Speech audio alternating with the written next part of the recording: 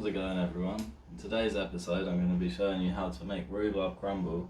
We're going to be cooking it on my barbecue out here.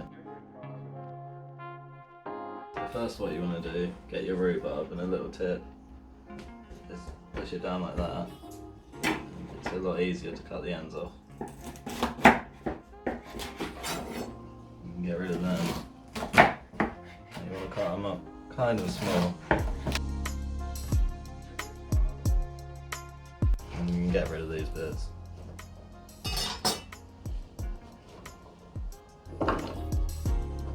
Now this is probably the easy part.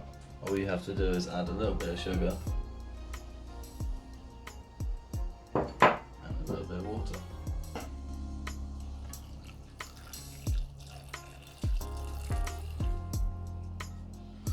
And we're going to take it straight to the barbecue because this is the first thing you want to do when you're making your crumble.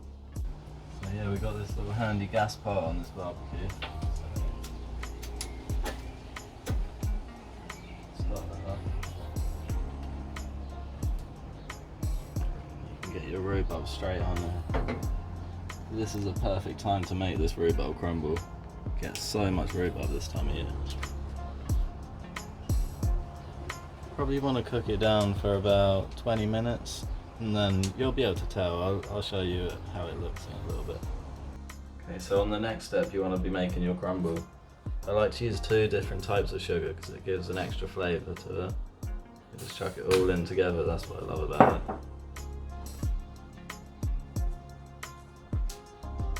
it. Put some butter in, but this isn't actually real butter, it's dairy-free butter.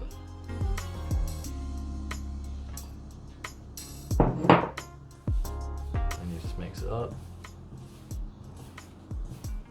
I will fast forward this part because it will take a while. Yeah, you want to get it to the consistency of breadcrumbs, and then you're about there. You can see it's nearly getting there. And the trick is you don't want to feel any lumps of butter in there. So this is about the consistency you want, really. And once it's at this stage, that's basically it. Then we just got to check on our rhubarb. You can see this rhubarb's probably nearly done now. Yeah, this smells amazing as well. I love rhubarb. That is exactly how you would want it, to be honest. Now I'm going to drain off a little bit of this water and then it'll be fine. So now your rhubarb's done. It should be about this consistency. This might be slightly over anyway, but it doesn't really matter. It's going to taste amazing. And you just put it straight in your dish here. And then just put your crumble over the top.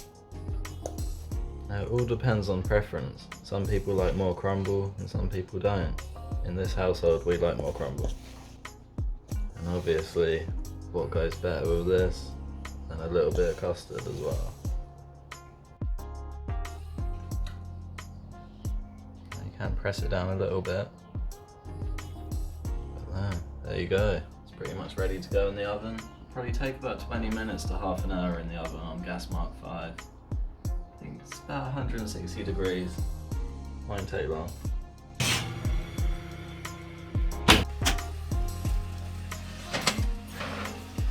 you go.